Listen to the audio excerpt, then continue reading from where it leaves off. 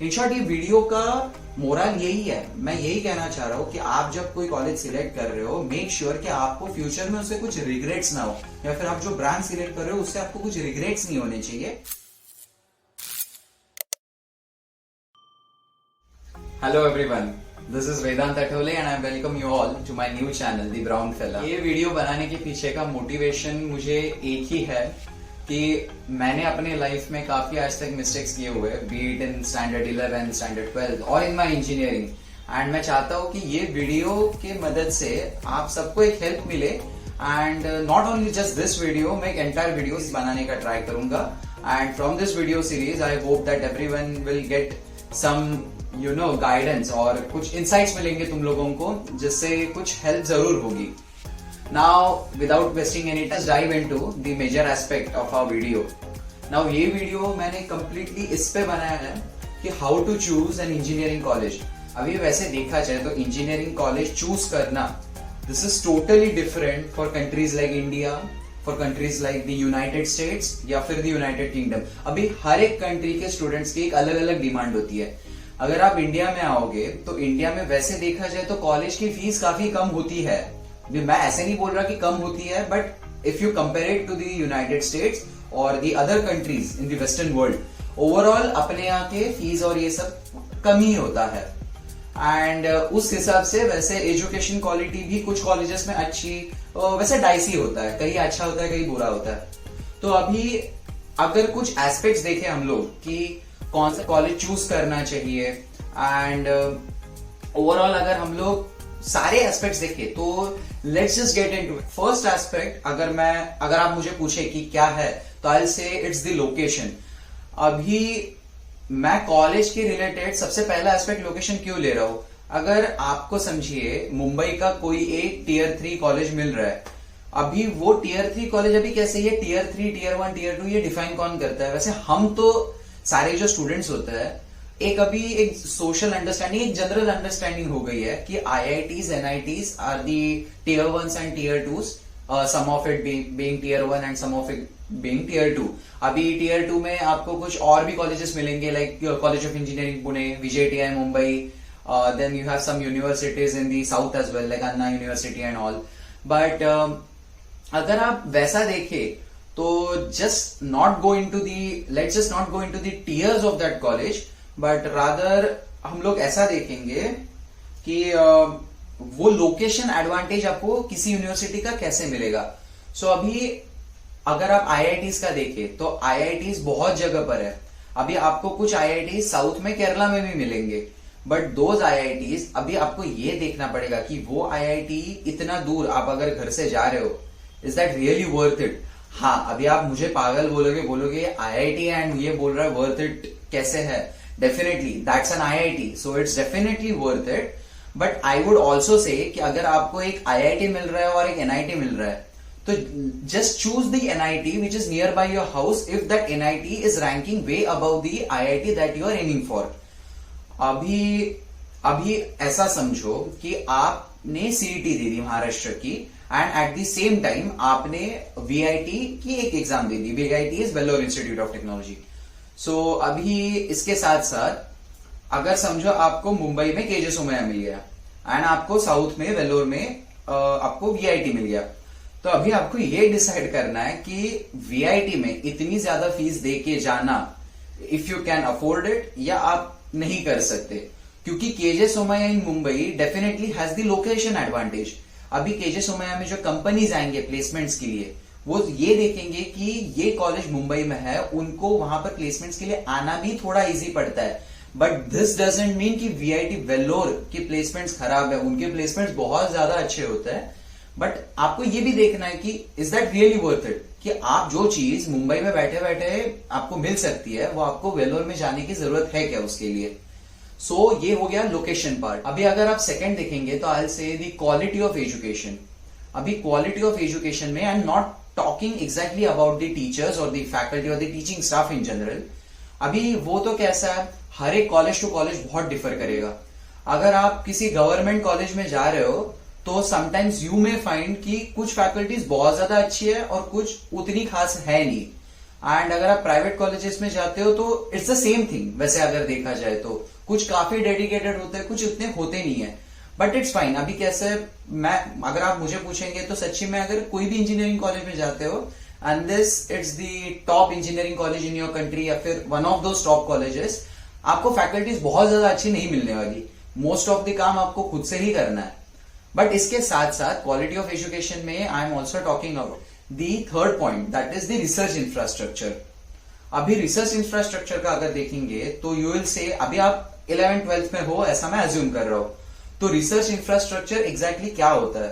तो research infrastructure is कि आपके कॉलेज में जहां आप पढ़ना चाहते हो, जो कोर्स आप लेना चाहते हो, सपोज अगर आप कंप्यूटर साइंस ले रहे हो या फिर इलेक्ट्रॉनिक्स एंड टेलीकम्युनिकेशन या फिर सिविल इंजीनियरिंग, टेक्सटाइल, केमिकल, कुछ भी हो सकता है, तो ये ब्रांचेस के लिए उधर रिसर्च इंफ्रास्ट्रक्चर कितना है? क्योंकि यूजुअली इंजीनियरिंग में आप जब आते हो तो publishing a research paper, then writing some kind of undergrad thesis या फिर ऐसी जो चीजें होती है वो मतलब अच्छी रहती है। अगर आपके पोर्टफोलियो या फिर आपके प्रोफाइल में आई तो मैंडेटरी नहीं होती, बट अगर आप करते हो तो आप एक क्राउड से पूरे अलग हो जाते हो।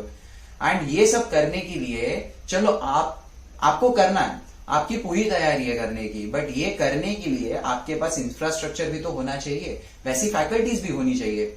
तो अगर वैसे देखा कि मैं खुद VJTI मुंबई से हूं एंड मेरे कॉलेज में I am currently working at the COE centre of excellence, and जो हमारे यहाँ पर जो लैब है that is the COE CNDS laboratory, वहां we have number of options. मैं चाहिए तो बहुत सारे मतलब अलग अलग एस्पेक्ट्स पे काम कर सकता हूँ, बीट स्मार्ट ग्रिड या फिर computer vision and much more. मैं इसके और डिटेल में नहीं जाऊंगा क्योंकि बहुत सारी चीजें regarding the labs are confidential. But अगर आप वैसे देखेंगे तो हर एक कॉलेज में, हर एक गवर्नमेंट कॉलेज या फिर टॉप प्राइवेट कॉलेजेस में they have their own labs, and वो लैब्स में बड़ी बड़ी companies, be it Nvidia, Emerson, DRDO, India की DRDO, एंड ये सारी कंपनी जो होती है they are the sponsorers for your projects. तो अगर आप कुछ अच्छा प्रोजेक्ट कर रहे हो एंड अगर आपका प्रोजेक्ट या फिर आपके आइडिया उन कंपनीज को एंड आपके फैकल्टीज को अच्छी लगी, then usually they take the students and उनके साथ एक काम करते हैं वो लोग किसी एक सर्टेन प्रोजेक्ट पे। तो ये हो गया रिसर्च इंफ्रास्ट्रक्चर का पार्ट। ये आपको तब देखने की जरूरत है if you are really interested in the research aspect. अगर आप ऐसा चाहते हैं कि आप बैचलर्स के बाद आपको मास्टर्स करना है नहीं और आपको डायरेक्टली कोई जॉब लेनी है तो ठीक है, मतलब रिसर्च अगर आप करते हो तो वो एनी टाइम अच्छा ही होता है, बट वो फिर मैंडेटरी नहीं बन जाता। बट अगर आपको मास्टर्स करना है तो डेफिनेटली रिसर्च बहुत ज्यादा मायने रखता है। तो इसके बाद I will come to the next point, is the course structure. अभी कोर्स स्ट्रक्चर का मेरा मतलब ऐसा है कि आपको ये देखना है कि आपको जो डिग्री करनी है, सपोज अगर आपको कंप्यूटर साइंस करना है या फिर आपको EXTC that is electronics and telecommunication, अगर आपको ये करना है तो आप एक बात देख लो, बहुत बार ऐसे होता है कि कुछ कॉलेजेस में the course structure is quite rigid and कहीं कहीं पर बहुत ज्यादा फ्लेक्सिबल होता है। अगर आप कॉलेजेस लाइक बिट्स पिलानी या फिर VIT, अगर आप ऐसे कॉलेजेस देखते हो ना, तो इधर क्या होता है कि हर एक स्टूडेंट को नंबर ऑफ इलेक्टिव चूज करने के ऑप्शंस बहुत ज्यादा होता है। And apart from this electives उनको जो सब्जेक्ट्स वो लोग पढ़ रहे हैं वो भी बहुत टाइम इंटरडिसिप्लिनरी होते हैं। तो इंटरडिसिप्लिनरी कोर्सेज करने के फायदे क्या होता है कि आप EXTC या फिर आप कंप्यूटर साइंस में बैठे बैठे कोई प्रोडक्शन इंजीनियरिंग का भी एक सब्जेक्ट कर सकते हो, बीट सप्लाई चेन मैनेजमेंट या फिर MBA से रिलेटेड कोई एक अगर एक सब्जेक्ट होगा तो आप वो भी ले सकते हो, फाइनेंस से रिलेटेड ले सकते हो। जैसे आपको बिट्स पिलानी में 2 ऑप्शंस मिलते हैं मेजर्स एंड माइनर्स करने के। आप मेजर्स आपके मेन सब्जेक्ट में करते हो जिसमें आपको करना है, एंड आप माइनर्स उसमें 1 साल ऐड करके या फिर with an of your degree आप एक माइनर्स ले सकते हो, फिर वो इकोनॉमिक्स में हो सकता है। तो इसका फायदा एक होता है कि आप प्लेसमेंट्स के टाइम बैठते हुए आप ऑलरेडी क्राउड से एकदम अलग होते हो, आपने कुछ हटके सा किया रहता है, and at the same time masters जाते समय भी आपको उसका काफी एडवांटेज मिलता है। अगर आप यही चीज कोर्स स्ट्रक्चर की एक government state government college like VJTI अगर आप वहां की लेते हो तो हमारे यहाँ पर इलेक्टिव चूज करने का ऑप्शन जरूर है, बट ऑप्शंस काफी कम है। एंड हमारे यहाँ पर कैसे होता है, बहुत सारे कॉलेजेस में अगर आप देखेंगे इंडिया में जो अच्छे अच्छे इंस्टीट्यूट्स है, जो आई एम कंसिडरिंग जो इंडिया के NIRF रैंकिंग्स के विद इन 100 में आते हैं, तो उसमें लास्ट सेमेस्टर जो आपकी 8th सेमेस्टर होती है वो होती है आपकी इंटर्नशिप सेमेस्टर, जिसमें आपको कॉलेज खुद बोलता है कि किसी कंपनी के साथ जाके आप इंटर्नशिप कर सकते हो, एंड वो internship that internship carries a grade. But हमारे यहाँ पर कैसे होता है, विजेटीआई में समर इंटर्नशिप होती है 2 या 3 महीने की, वो डिपेंड करती है। तो वो आपके वेकेशन पीरियड में होती है, वो कॉलेज में मैंडेटरी होती है, उसके ग्रेड्स भी होते हैं। बट हमारे यहाँ पर 8 सेमेस्टर में कोई भी इंटर्नशिप नहीं होती। हमारे यहाँ पर कैसा है, right from the first to 8th internship हमें हर क्या बोलते हैं सेमेस्टर में ये होता है, सब्जेक्ट्स होते हैं। हमें लास्ट सेमेस्टर इंटर्नशिप करने की परमिशन है नहीं।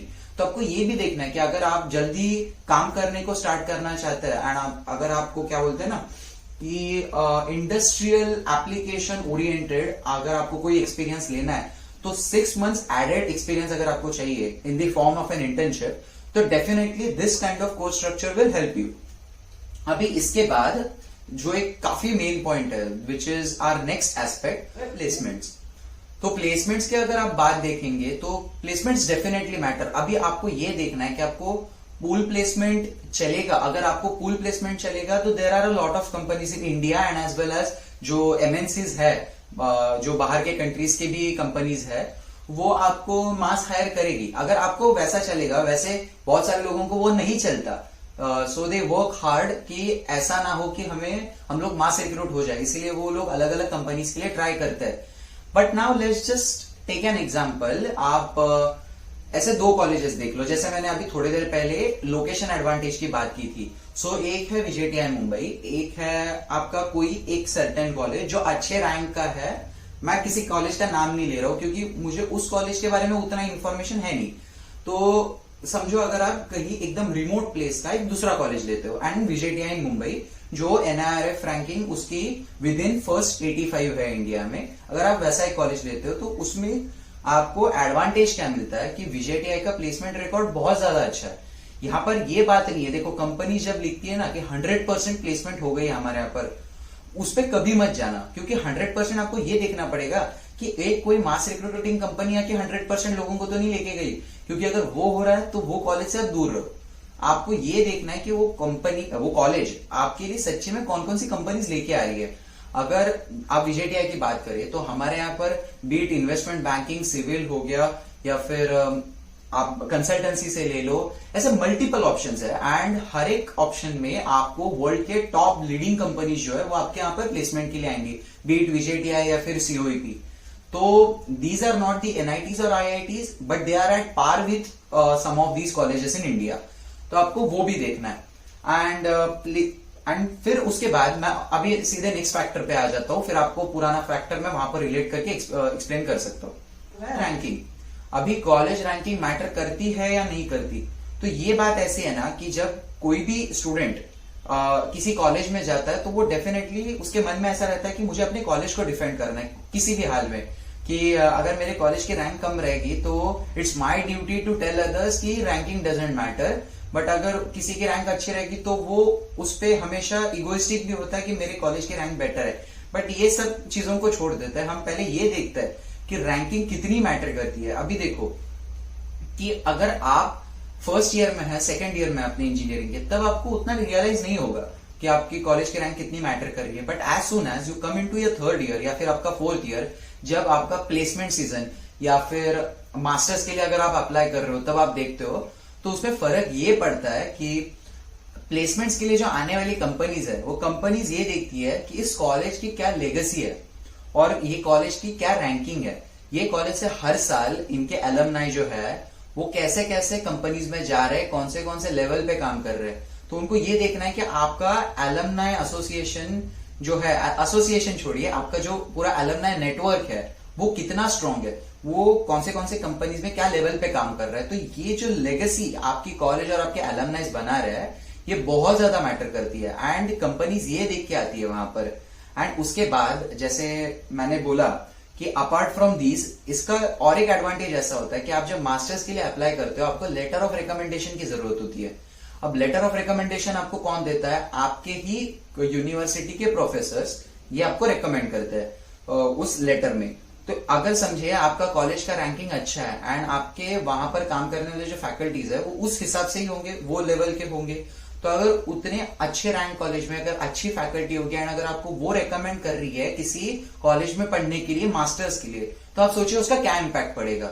अब ये सारे अगर आप फैक्टर्स को छोड़ते हैं तो डेफिनेटली मैं ऐसा नहीं कह रहा हूं कि रैंक इज एवरीथिंग, क्योंकि आप खुद का इनपुट जो दे रहे हो वो सबसे ज्यादा मैटर करता है। फिर आप किसी लोअर रैंक कॉलेज से भी हो या फिर हायर रैंक कॉलेज से भी, तो आप कंप्लीटली रैंक पे फोकस मत करना, because rank is not everything but it is a major factor.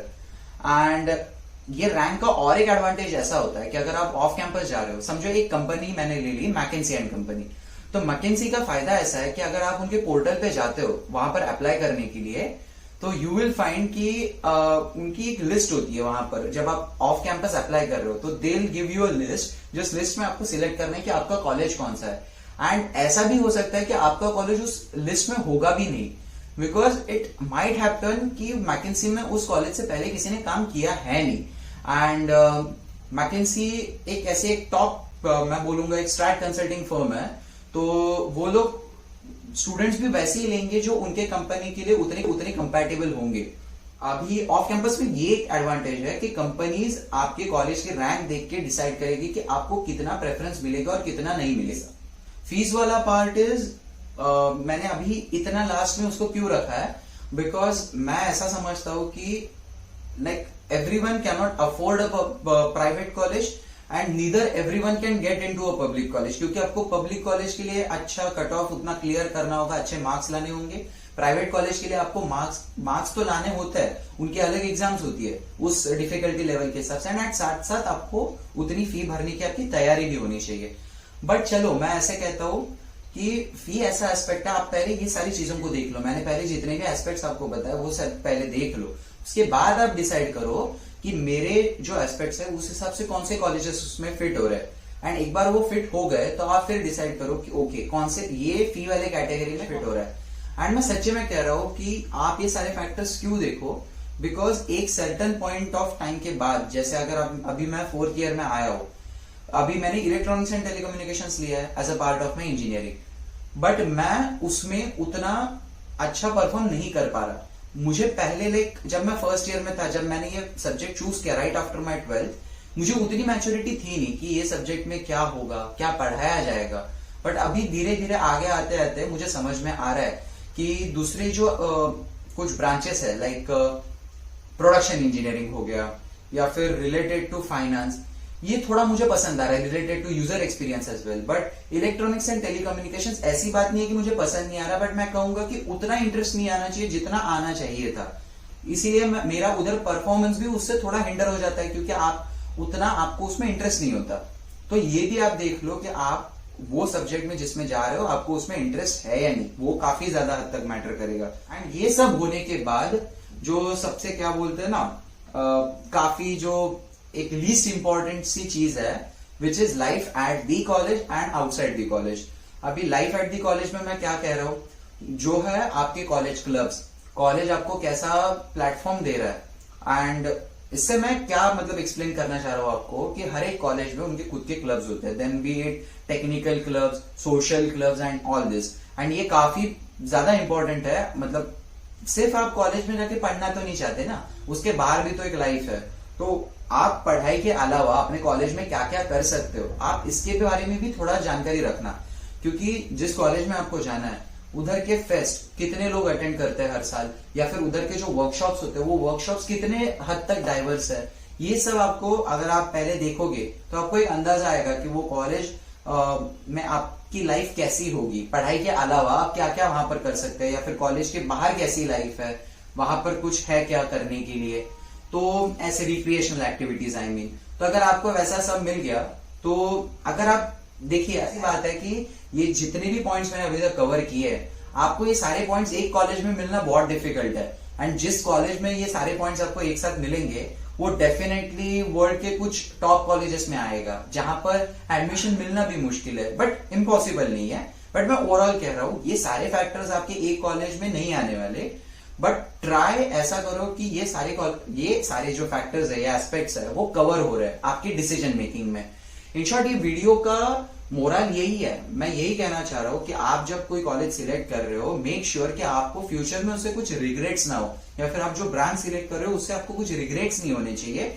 ऐसा करो, देखिए रिग्रेट तो हर एक को होता है, at some point of time वो कितना भी हाँ बोले या ना बोले, उसको हर एक आदमी को यही लग रहा है कि शायद मैं वो कर सकता था, वो बेटर था मेरे लिए। ऐसा कुछ नहीं होता। अगर आप फ्लो के साथ जाते हो then also you can do wonders. But मैं जस्ट कह रहा हूं कि ये अगर आप पॉइंट्स उसमें कंसिडर करते हो आपके डिसीजन मेकिंग प्रोसेस में, तो डेफिनेटली इसका एडवांटेज आपको बाद में मिलेगा। अगर आप अभी रिसोर्सेज की बात करें कि ये सब आप कहाँ देख सकते हो, तो आई से जो यूनिवर्सिटी आप टारगेट कर रहे हो उस यूनिवर्सिटी के वेबसाइट पे आपको बहुत सारी जानकारी मिल जाएगी। अभी अगर आप इंडियन यूनिवर्सिटीज के वेबसाइट्स देखते हो तो इंडियन यूनिवर्सिटीज के वेबसाइट्स उतने भी खास नहीं होते। अगर आप टॉप कॉलेजेस के वेबसाइट्स देख रहे हो तो हाँ, उनके वेबसाइट्स पे आपको बहुत हद तक जानकारी मिल जाएगी। बट कुछ कॉलेजेस के वेबसाइट्स आपको बहुत, उनका यूआई यूएक्स काफी खराब है एंड बहुत सारी जानकारी उसको होती नहीं है, अनअपडेटेड होता है। तो ठीक है, बट क्या बोलते हैं ना, आप एक एटलीस्ट एक अंडरस्टैंडिंग ले सकते हो। आप उनके सीनियर्स से बात करो जो वहां के पास आउट है या फिर जो वहां ऑलरेडी पढ़ रहे हैं, उनसे बात करो। वो आपको ज्यादा और अच्छे से बता पाएंगे कि अभी की उधर रियलिटी, ग्राउंड रियलिटी क्या है। तो अगर आप ये सारे पॉइंट्स कवर कर रहे हो then I am definitely sure कि आपका डिसीजन मेकिंग प्रोसेस एकदम परफेक्ट होगा। Then you don't need to worry about it कि आप कौन सा कॉलेज ले रहे हो, कैसा ले रहे हो। एंड आई होप आपको मैंने जितने भी अभी तक के एस्पेक्ट्स बताए, जितने भी पॉइंट्स बताए, ये थोड़े क्लियर थे। एंड अगर इसके बाद भी अगर आपको कुछ डाउट्स है तो at the end of this video मैंने अपनी ईमेल आईडीज, अपना वेबसाइट डाल के रखा है, आप मुझे वहां पर कांटेक्ट कर सकते हो। एंड ये जो मैंने अभी एक्सप्लेन किया कि how to choose an engineering college, तो मैंने अपने ब्लॉग पे इसके रिलेटेड एक पोस्ट लिख के रखी है, how to choose an engineering college wisely. तो आप वो पोस्ट पढ़ सकते हो। The website is thebrownfella.com and वहां पर आप पूरा इंग्लिश में, those who can't understand Hindi, the video in the form of English language, I have written it in my blog. So आप वहां पर जाके डेफिनेटली उसको पढ़ सकते हो।